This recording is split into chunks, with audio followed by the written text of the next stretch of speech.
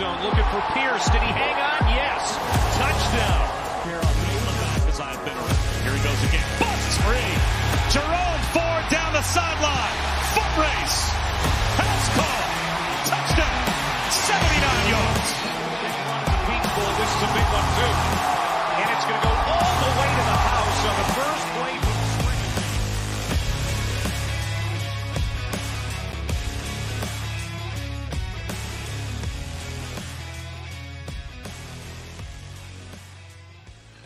Bearcat Blitz rolling into another episode right here, wherever you're catching the show, whether it's on YouTube, my YouTube page, Talking Cats with Russ Heltman, on Bally Sports Ohio. Big shout out to Bally, made our debut there, and continuing there each and every week before the Bearcats games on Saturdays. I'm your host, Russ Heltman, joined by my co-host, former UC wide receiver Dominick Goodman. We have a lot to get to today. Let's dive right into it. Obviously, the big thing on deck is the Pitt matchup, Dominick, but we got a couple things to touch on before we dive into that preview. We'll hit that mostly in the back half of the show, but Ja'Wan Briggs, start things off for us here, did not actually record a stat in the game against Eastern Kentucky this past weekend, but still makes the PFF team of the week. He was strong in setting the point of attack there for the defensive line, strong in setting the edge as a defensive end, and was a big part of keeping that rushing attack at bay and keeping Parker McKinney in the pocket throughout the entire game.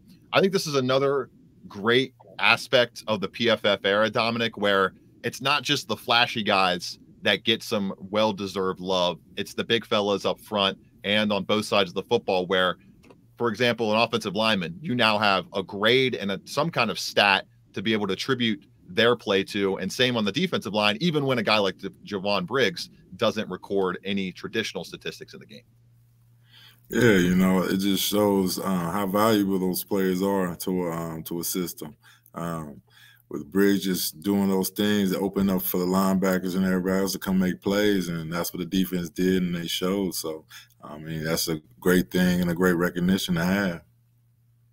Yeah, Ja'Wan Briggs, obviously a six-year player, I think six-year or fifth-year player, a guy that's really reshaped his body in this game, or in this offseason, I should say, and comes into the season, had a 77.4 PFF grade in 2022, and still only notched a 62.4 overall defensive grade, but was able to get into that PFF defensive team of the week, had 2 total pressures in the game and 2 quarterback hurries in the Bearcats 66-13 victory over Pitt.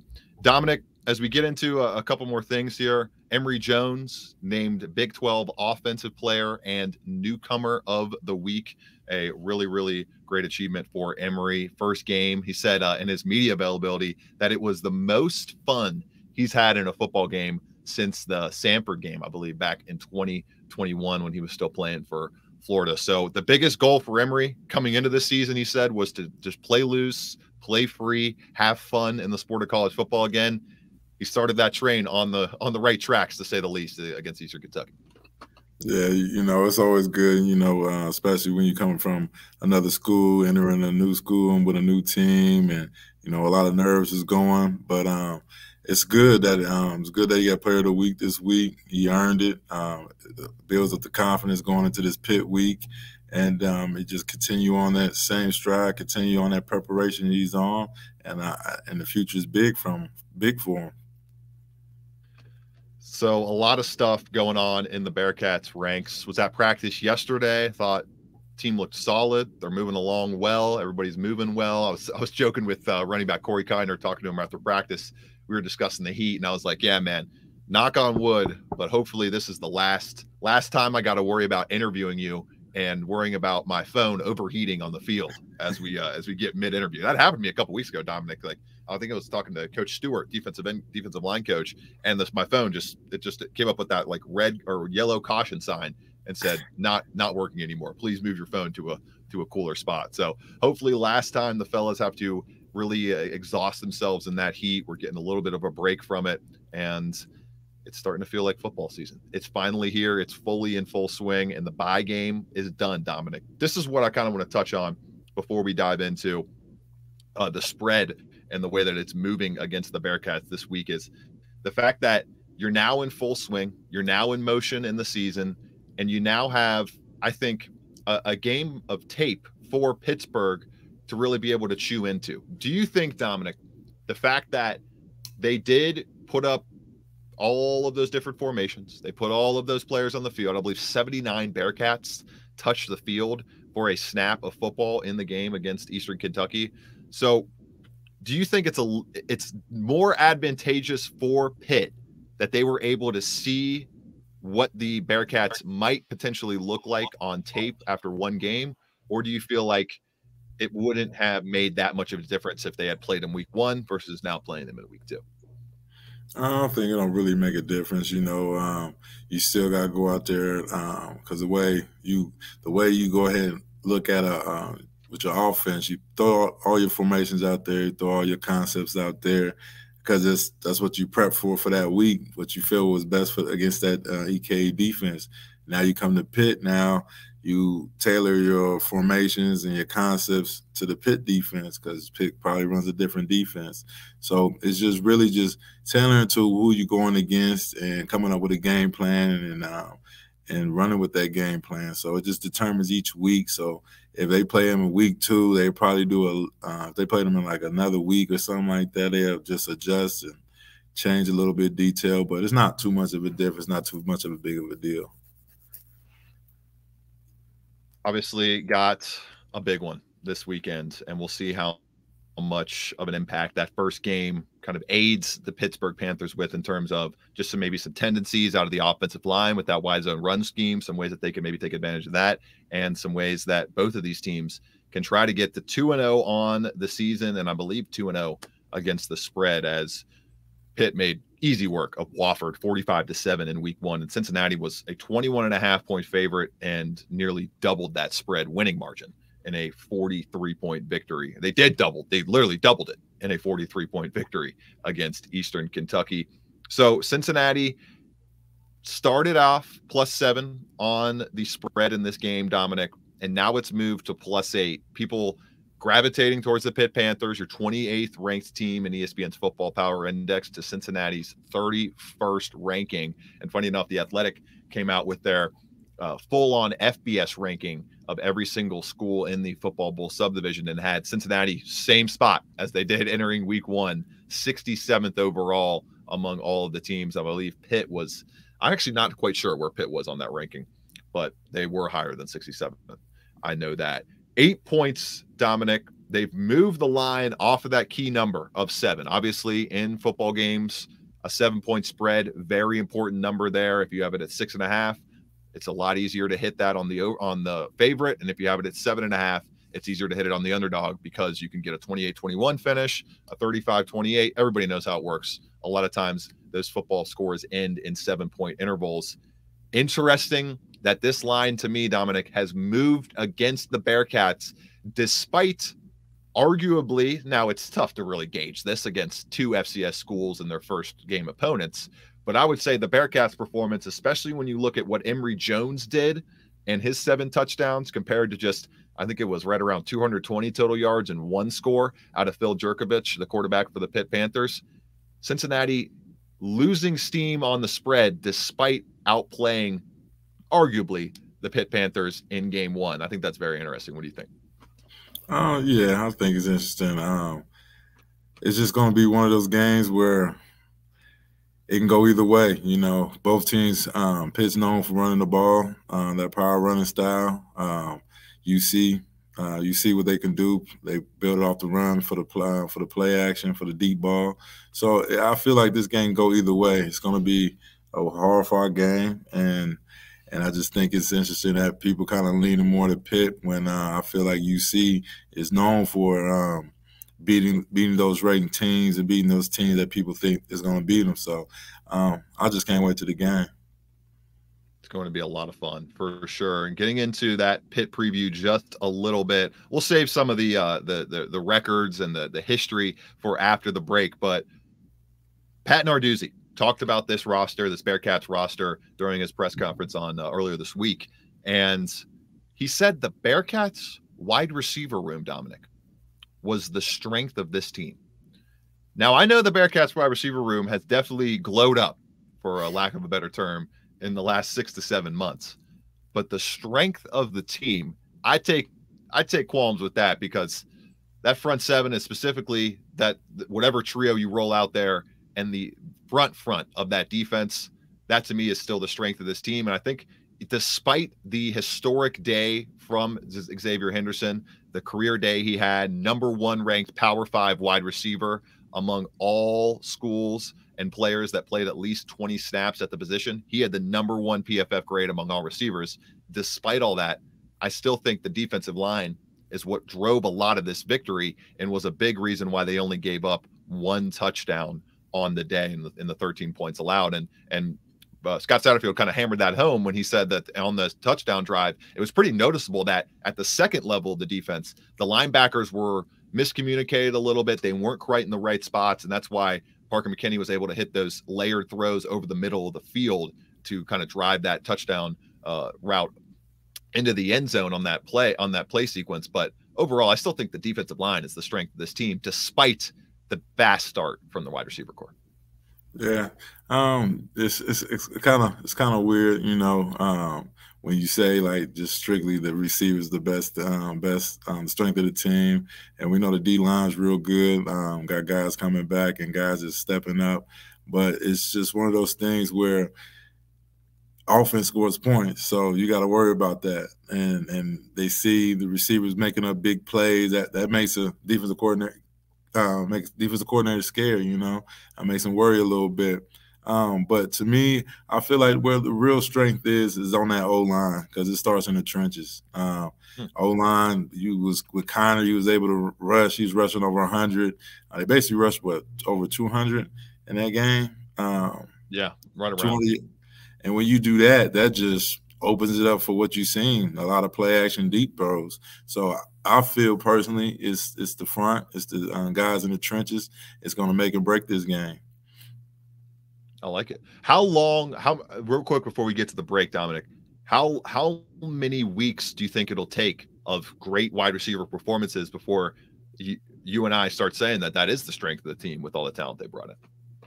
I say once they start getting into conference play, once they start getting conference play, and we go from there, because by that time conference play, they're done seen 4 or 5 games and got 4 or 5 tapes to really study and hammer it home. 1,000% as they travel to face the Pitt Panthers this weekend, a team that had high marks from PFF after their week 1 victory, and a team that is fittingly very good against the run, Dominic, an aspect of the game that you just highlighted being the skeleton key for the Bearcats in that week 1 win, and a skeleton key for Scott Satterfield-led teams throughout his entire career. Touching on all that in just a moment right here on Bearcat Blitz. Stick with us as we preview the matchup against former UC defensive coordinator turned Pitt head coach Pat Narduzzi's crew, one of the top 30 teams in the entire country, and the first time the Bearcats have been underdogs of 7 or more since the college football playoff.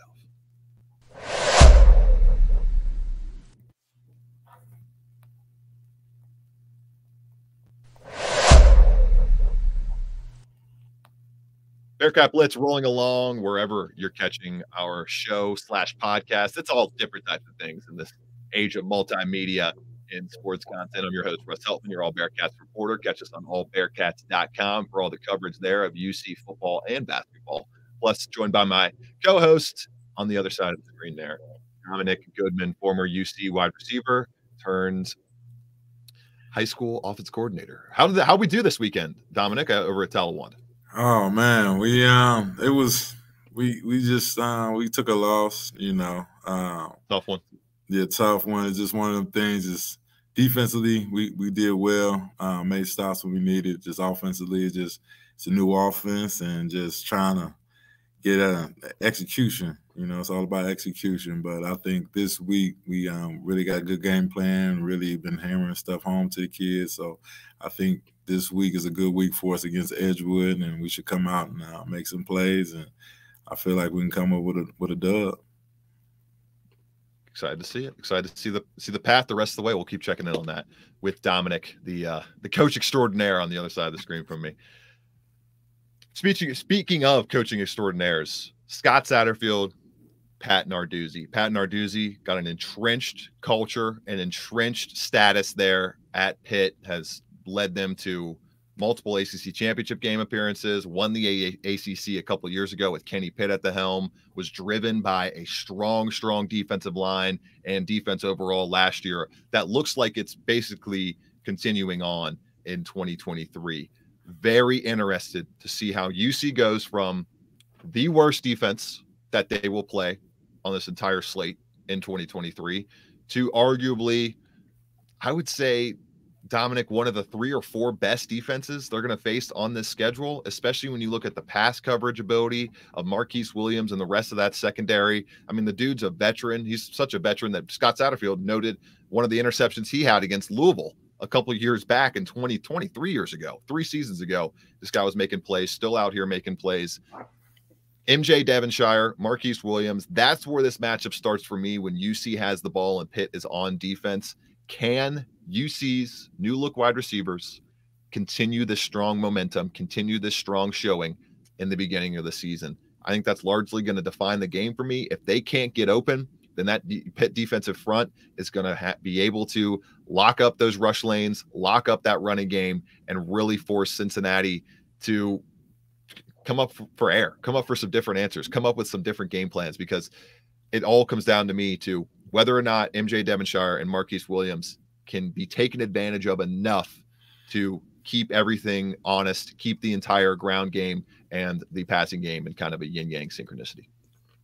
Yeah, definitely. It's gonna be difficult, but at the same time, when we talk about receiver strength, this is one of the games we kind of can see what the receivers do, especially when you got a team that's going to bring the pressure. If Narduzzi's the way he was back when he was D coordinator with at UC, he's going to bring the pressure and play a lot of man. So it's going to be really important that the receivers can get open on third downs and third and shorts, and making plays in the air when it comes down to it.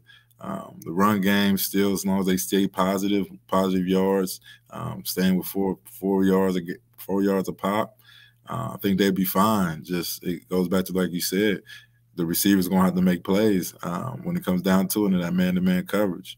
And if they can't do that, it's going to be one of them long days. We look at Pittsburgh and this defense. Obviously played Wofford this past weekend, so these ratings are going to be a little inflated, but top billing goes to the run defense, 87 overall grade this past weekend, 77.9 overall as a unit. Tackling wasn't very strong, Dominick, 62.7 tackling grade, so maybe UC can take advantage of some butterfingers out in the middle of the open field. You got those guys that have run after the catch ability, and Braden Smith and Corey Kiner, if he's catching passes out of the backfield. Xavier Henderson, we saw him make some plays after the football was caught last week, so that's an interesting thing to keep track of there. They didn't get after the quarterback, at least very well in 2023 to open the season, ending up with a 66.0 grade there, but coverage wise strong, 79.4, the best overall rating behind that run defense stat of 87 overall. So when Pitt has their defense out there, I think MJ Devonshire, Marquise Williams, and a guy by the name of Bengali Kamara, their linebacker, veteran linebacker, a name to watch. 49 tackles last year, 3 for loss, 1 sack, 1 interception, and 7 pass breakups. I think he's a guy that's going to be able to impact the game in coverage, going to be able to maybe add some more headaches for the Bearcats in the middle of the field when they're trying to target those tight ends and running backs on these shorter routes. So he's a name to watch there. Flipping it to the defensive side of the ball here, Dominick, as we kind of close things up on this Bearcat Blitz. Number one thing for me is if UC could get to Phil Jurkovich, then I think they have a really good shot of winning this football game. Can you get a little bit more pressure and maybe a little bit more disruptive play, sack type of things happening in the backfield? Obviously, they forced a couple fumbles. One of those was a strip sack. That's exactly what you got to do in this game against Pitt, except I think maybe hike up the pressure rate and hike up the intensity a little bit more in terms of collapsing that pocket on the inside.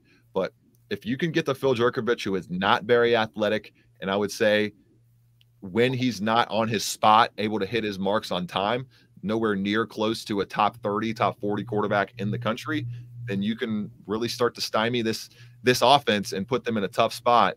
And to do that, you're going to have to get to Phil Jurkovich and shut down a guy like Bub Means, transfer from Pitt Panthers. What a name on this guy, Bub Means. I mean, that's just he's something to look out for right there with that name. 4 catches for 84 yards to close his 2022 season. Wasn't too noticeable in game 1, 2 catches for 39 yards, but he's an important part of the offense, and he's a part of the offense that the Bearcats are going to have to keep an eye on throughout this contest. Going to be very interesting to see how UC's defensive front and that secondary for the most part, which played very well in week 1, follows up their performance on the road.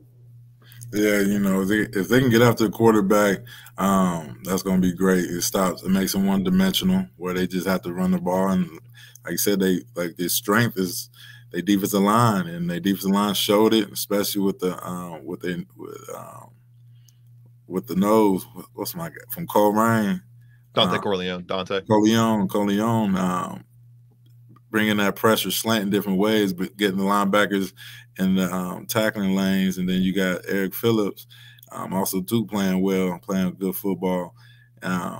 It really helps a lot for the linebackers and the secondary, because you can put the pressure on them. That just allows interceptions, that allows batted balls, and allows for a lot of mistakes by the quarterback. So if they can get after the quarterback and stop the run and make them one-dimensional, I think UC will win this game by a landslide. But it's just some things you got to do to execute to make that happen. Last 5 matchups, UC has been victorious in 4 of them. 4-1 record in the last 5, although Pittsburgh leads the all-time 12-meeting series 8-4 overall. These two teams have not faced off since 2012, and Dominick was used to seeing them every single year when he was a Bearcat during the River City rivalry. Unbelievable, Dominick, that they got rid of the trophy. There's no trophy anymore for the River City rivalry with the old steamship engine. I think that's what that was. It was like a throttle on a steamship engine. They got rid of it. That's so dumb. I hate that's like the worst part about all these different conference realignment, all the changes, is all the old rivalries that kind of get thrown out the window. But UC with a chance to get to 8-5 in the all-time series history after the last meeting, which they took out Pitt 34-10. Very, very fun matchup on deck. Can't wait for it. My prediction, I'm going to roll with my first half season-long predictions article. I'm going to go with Pitt 24-21 in a slight defensive brawl. I think the quarterbacks get put under pressure a little bit too much more than they're comfortable with, and the Bearcats ultimately fall in this one. What do you think, Dominick? I got UC. I got UC 28-24. 28-24. All right. I like it. I'm Russ Heltman. He's Dominick Goodman. This has been Bearcat Blitz. So great to be with you all this week, and every single week, twice on your calendar there. We'll be back on Monday recapping the Pitt matchup, see if the Bearcats get to 2-0 on the season and stay undefeated in the Scott Satterfield era. Enjoy the game, everybody, and make sure to check out all the great other shows on the Believe Network.